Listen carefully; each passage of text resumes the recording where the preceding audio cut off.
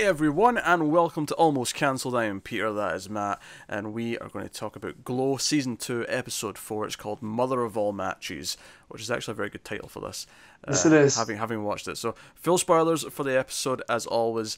And the premise of this episode, we actually start with a TV ad hyping up the big match between the Welfare Queen and Liberty Bell. Liberty Bell, that was it. I was trying to think of a wrestling name there. But so they're going to have the big match this week on the show, and most of the episode it divides it into two.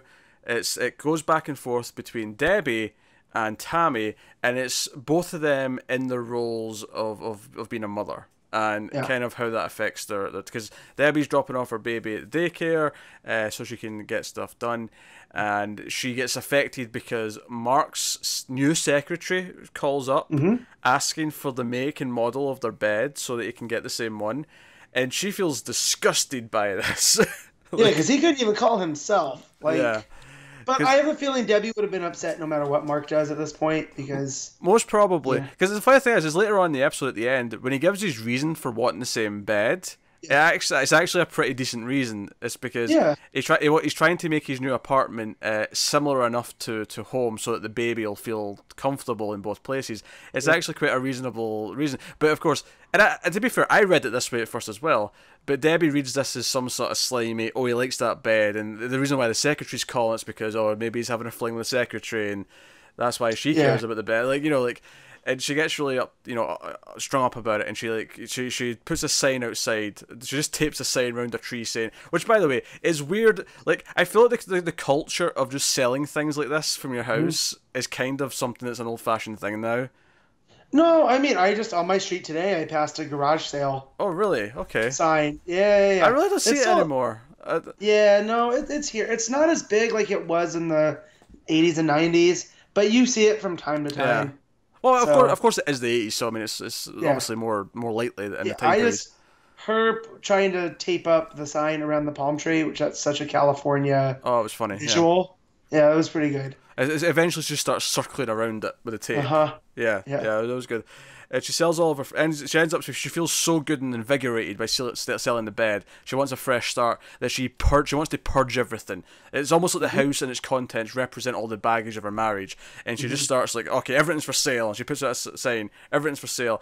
And eventually, she's just like, and when she's challenged on the price, she's like, you know what, everything $5. Every item doesn't matter what it is. Table, book, doesn't matter. Well, it's like she's going through a midlife crisis, even though she's not at her midlife, And so I like she has a scene where she's talking with this older lady who wants to buy a frame with her. The picture is still in it of her and Mark, and the old lady goes, "Oh, well, he looks nice," and Debbie goes to get into it with her, and is just, the lady's like, "Oh, I'm sorry, I didn't know what else to say," and it made for this awkward, thing. But the lady saw like what was really going on with poor Debbie. So because Debbie starts rambling basically, at length, and it's like, she ends up like talking about this little statue, which is like, Mark used to say this was two dildos, rubbing up against each other, and it's like, I guess we're all just dildos, just aimlessly flapping around. That's what we are. Also, I looked up Betty Gilpin's age there. I was curious. Because you said she's not middle-aged, and I actually agree she's not quite middle-aged yet, but what I think's funny about it is she's like a year older than you, so I think it's really funny that you feel determined to say, oh, she's not middle-aged yet, I'm not there yet. Well, no, because even in the show she's supposed to still be this younger, on the younger side, on the actress. No, I just think it's funny because you're basically the same age. I just think that's funny. Oh, I know, but I didn't want to say quarter-life crisis because that's so niche, you know what I mean? Well, it's not a quarter-life. If it's a quarter-life crisis, she'd be living to 120. Yeah, I meant that in her mid-20s, because that's where I put the actress. She's supposed to be, in her mid-20s. I don't think she's supposed to be she really is. I never got mid-20s from her. I always got that she was a little bit older, because she'd had the career on the TV show. I always got that she was a little bit more seasoned than that. But no, I like that. I like that scene kind of humanized her, because it seems like she's lost it. But then when you think about everything that's gone on and her career change and the baby and the show and becoming a producer, and of course she was bound to crack at some point. Yeah, and of course the big thing here is that she does all this, and then she forgets to pick up the baby from daycare, and she gets a phone call from Mark, and it never even occurred to her. She became so obsessed with how good this made her feel that that's what she focused on, and she forgot about her kid for the day. Yeah. And of course, the fact that Mark gets to call and essentially hold this over her is, I think, also like a knife in the side of her. Like, I think that's part of it. So that's kind of, and obviously she still has to go to work and do the match because the match is taking place this day. So the idea that we're focusing on Debbie and then we're focusing on Tammy, who's visiting her son and who's in college. You know, she's got a big scholarship. She's really proud of him. She's driving to this other, city or state. Yeah. So he's at Stanford, which is a substantial drive from Los Angeles, and Tammy's gonna make that trip in a day for Parents' Weekend. So she's making she's making the trip overnight, so she can be there for 3 hours, and then she has to start coming back, so she can be back in time for the match. For the match, yeah. And when he finds out you have to leave by 1, you drove all this way for 3 hours of like spending time here. But the big thing, outside of the fact that she's a really good mom, and she's at the drive-through at the start getting some food on the journey, and like she comments, "Oh, you're a good mom," like driving out there. Yeah.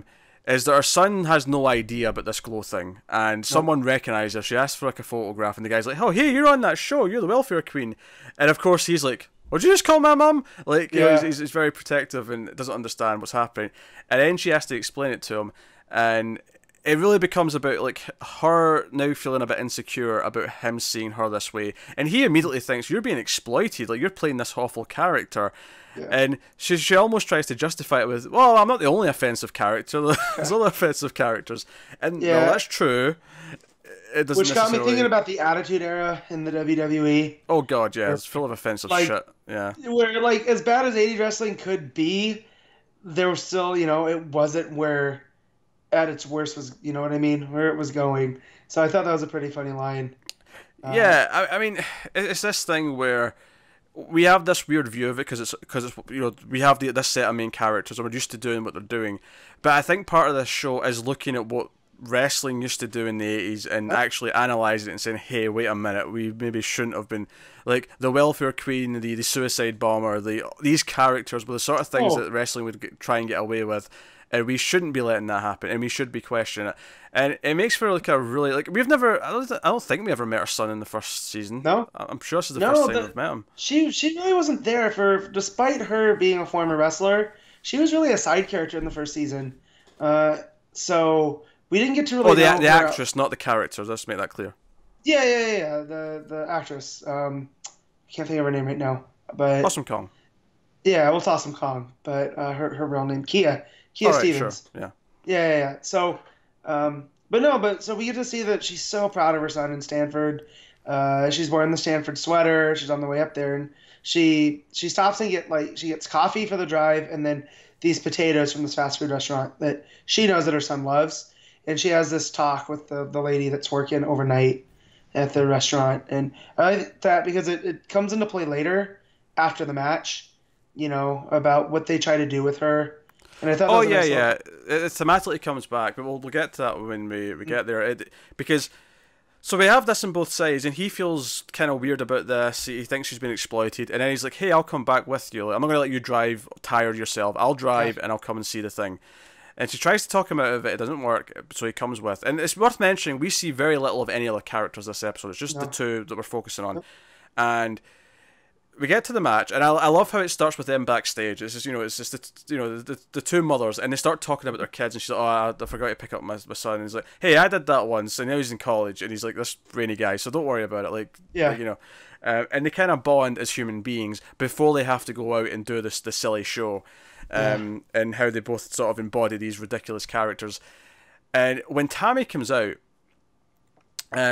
like the son's clearly uncomfortable with it at first, and she's saying all these weird things about cash and welfare checks, and like, "Oh, you paid for this coat," and yes, taxpayers, and he kind of gets into it a little bit when they start, like, when she gets called a chicken and she starts doing the arms, and the crowd all start getting into it. He starts to maybe see the pantomime of it, and he can kind of understand maybe what the fun of this is. And then they have the match, and it keeps going, and it's pretty uninterrupted. We get to see pretty much the whole thing back and forth. But it's as they all start chanting at her again about getting a job and moments like that, where she looks over at her son, and he looks like mortified by what she's doing right now, yeah. and this affects her, and she kind of has a moment where she breaks down, and she does eventually kind of snap out and say, okay, let's just finish this and you know, get it done. But it clearly affects her. And the big thing after is, and this feel like a really true to, as someone who's watched some wrestling, this feel like a very true to life moment where they go so far with this absurd character where you know, Debbie wins the match and everyone's cheering for her, she gets the crown, but then she has to make fun of the welfare queen, and she gives her like a bib and says, oh, maybe you can get a job at a fast food place, which is what you were talking about earlier, where it harkens back into that was a real person at the start of the episode who seemed like a nice person who complimented her for being a good mother, and it's like wrestling is really all about these weird images, and it sucks the humanity out of everything, and it's like, no, this is a human moment, and she starts crying in the ring and she has to leave, and the crowd can recognize that she's upset to the point where they start booing Debbie and start cheering for the welfare queen, because now she's the hard done by character who is being you know, everyone's being cruel to her. And it's a nice moment, of course, because we finally see Ruth, who's been like gone all episode. Like, she had a match before, and she's watching from the sides, and she sees the crowd turning on Debbie, and she comes in and does like an impromptu little storyline bit. There's a girl in the front row who she's like, oh, hey, can I borrow her for a second? Like, pretend you're her daughter. And she's like, I have your daughter. Like, if you want your daughter back, you're gonna have. And it's basically like she realizes the crowd needs a villain to sort of try and like you know, get past the moment they just had. It goes from real life to cartoon so fast, and it shows like it goes from cartoon to real life back to cartoon. Yeah. I just meant from that moment where she's crying in the ring, and then the crowd picks up on it, and they all turn on Debbie, and then here comes Zoya, and who kidnaps and says that she has a Russian sword behind her back, and if anybody follows her, the kid's gonna get it. And can we just point out the storyline here is that she's threatened to kill the child, like. Like, I mean, that's some great heat, right? Like, you want to get booed. Imagine a modern wrestling storyline in WWE where someone threatens to murder a child. Like, that's the plot. Well, there was, when Bray Wyatt a couple years ago was feuding with Roman Reigns, there was some very creepy stuff towards Roman's own young daughter. So, did he ever outright say he was going to murder her? No, but he did not say it in that very Bray Wyatt way. But yes, been intentionally vague. Like, I don't know. Like... But yeah. So it shows how good Ruth is at all of this. Like, she sees what's going on, and she's able to call, you know, change it. And there's a moment where Debbie mouths "thank you" like in the middle of this, and she's like, "Okay, you just saved my ass." So they were about to turn on me hard. Yep. For being this you know, this person who's making fun of this other person for, and I think what works about this episode so well is the episode does so much to remind us both that both of these people are human beings, which actually that just reminded me the funniest line, because the drama I think is fantastic in this episode, but in terms of comedy, the funniest line that made me, so Bash is commentating over everything, right, and he's trying to fix it as well, and it's when you know, Ruth as Zoya takes away the kid, and she shouts out, "Oh, but she's just taking her daughter," and the kid's playing into it, the kid's shouting "Mummy," she's been a sport. But Bash shouts out, "And what is a mother without a child but a person?" And then he ducks his head because he realizes how stupid that sounded, and I just started laughing so much. It was such a funny line. It was such a funny. What is a mother without a child but a person? Bash throughout the episode with the commentary during their match was pretty good, just because it's so over the top, and he's really just, you know, he's calling a match, but not in the best way. So I find it pretty hilarious. But yeah, I really liked the relationship between Tammy and her son, because he's up at Stanford and he's on a scholarship, and she's super proud, and it sounded like he's in engineering because he was in an electrical engineering class, you know? So, which, by the way, the other laugh of the episode, actually, so there's a girl in his class who calls him Tyler, which is not his name, and he looks at his mom and he's like, "Oh, that's the other black guy in my class," and it's like a real moment, and you're just like, "Oh, okay," and it hits, it's a good moment, but it's like a sad moment. And then later on, like, this other guy, Tyler, walks past and says, "Oh, hey," and he's like, "Oh, that's Tyler." And he's like, "That's Tyler? How did she mistake you for him?" Because he's like a foot shorter, he's really skinny. Yeah. You know, like, which, like, her son is a big dude. Like, he's a strapping young lad, and Yeah. this other guy is like Pete just said, he's a foot shorter. He's super skinny. His skin's even lighter. He looks nothing like your son. There's nothing similar between them whatsoever. Like they're so different, and that was a funny moment. That was a good laugh. Like when Tammy's like, that's who she thought. Wow. Yeah. So that's the thing. It's comedy with some social satire. It's just good stuff. It's cutting between them. But I think what's so effective about this episode is that it makes both of them, again, it says, okay, they're both real people, they're both mothers, they're both trying to do their best, and they both make mistakes, and they're both, doing what they can. Yeah. And that's why that moment at the end, when they turn on Debbie, it hurts, like, doubly. You feel bad for Tammy. You do think, much like we've had with Arthur, where we really should get away from this character because it is kind of demeaning.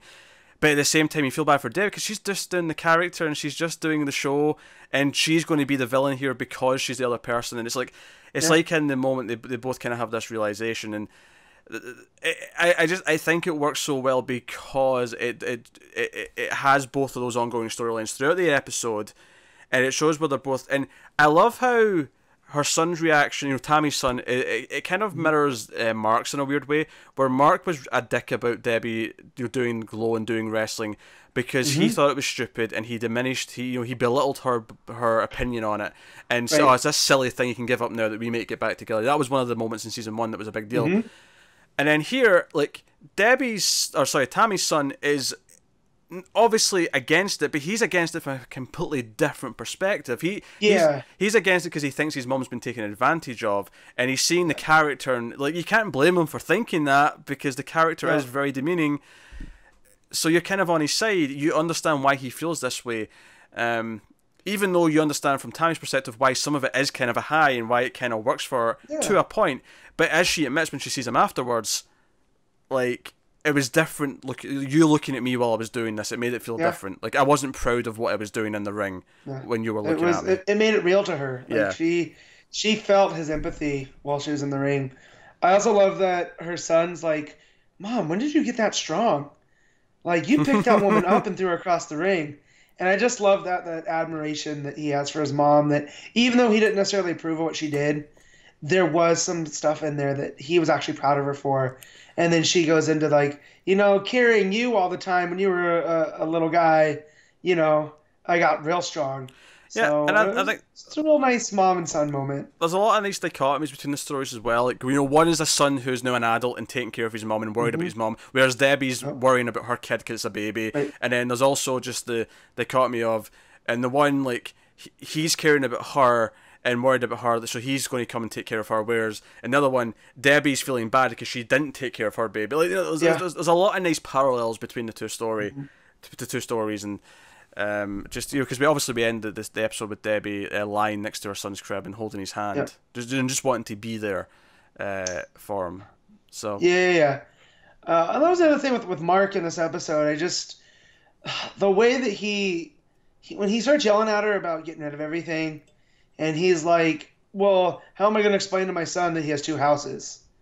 And I was just like, really, dude? Like, the reason that you guys split up is because of you. So, like, yeah, be upset that she, like, completely changed her life around by selling all the furniture. But to bring that up, I was just, it was a weird moment. He's a complete dick. He actually makes 1 or 2 valid points in his argument, but he is a complete dick about it because he's always been a complete dick about it. He's never respected Debbie's opinion on anything. Is really the thing.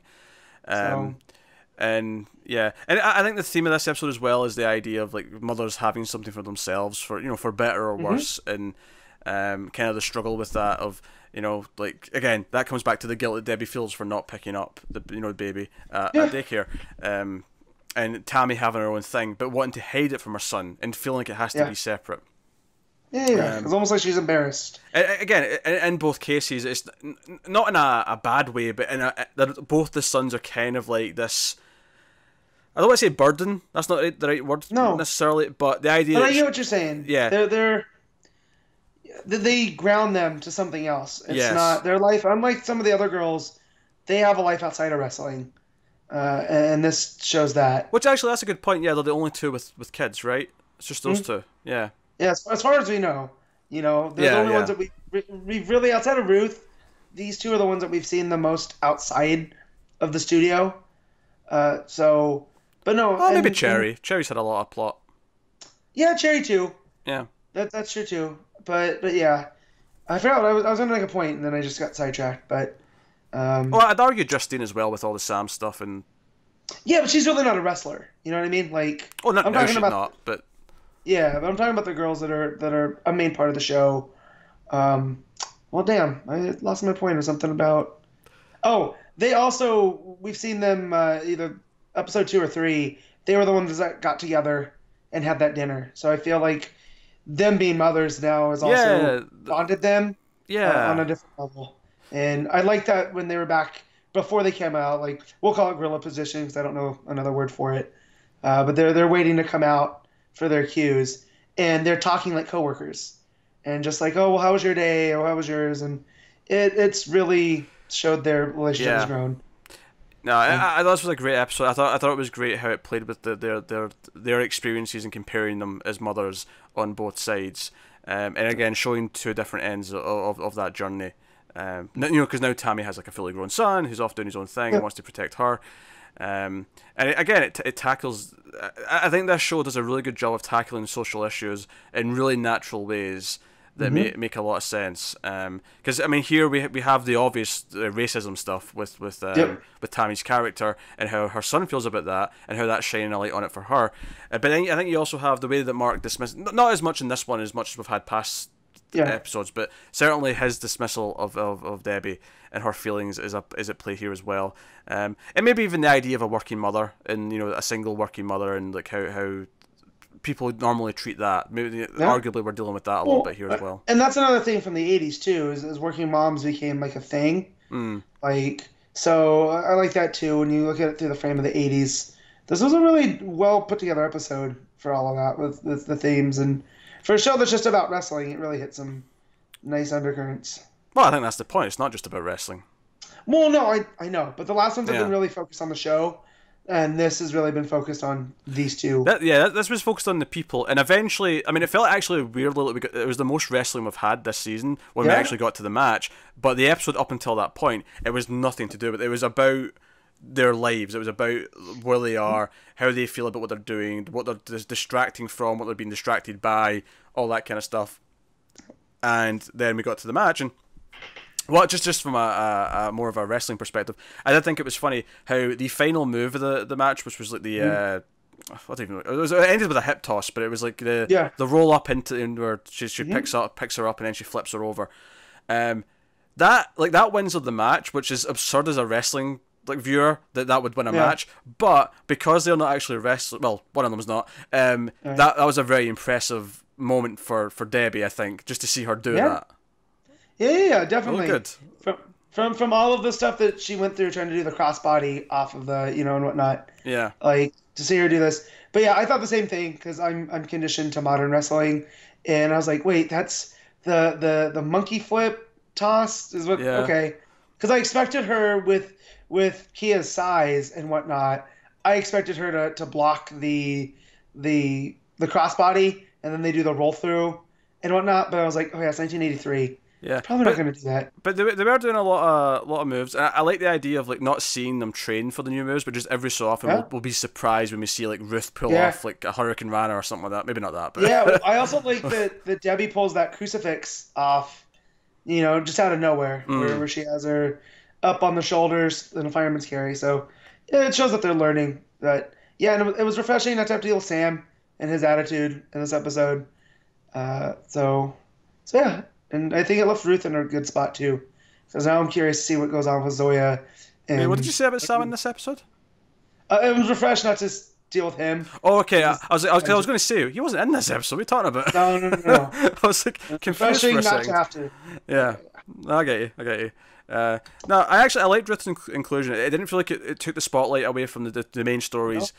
But it did set up the idea that okay, this is what on the Glow series in the show, the new plot is going to be okay. She's chasing Ruth, and I actually love when she said, "Oh, we've got unfinished business," because that's actually true about those characters. Is that Debbie and Ruth have unfinished business, but have still not resolved their tensions, and this will be a step to them working together again, and maybe doing that. So, I like the meta comment there in that scene. Yeah, it's real good. So.